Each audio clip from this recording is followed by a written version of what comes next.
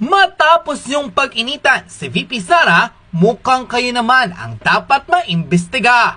Hindi na nga raw ba natutulog ang karma sa mga galit na politiko sa bansa dahil matapos gipitin ang Vice President na si Sara Duterte patungkol sa paggastos nito ng 125 million confidential fund. Mukhang lintik nga lang raw ang walang ganti sa opisina ni President Bongbong Marcos dahil mismong ang Commission on Audit ang di umano'y nang laglag sa kanila at opisyal na inilabas sa publiko kung gaano nilistay ng opisina ng Pangulo ang bilyones na pera ng kaban ng bayan.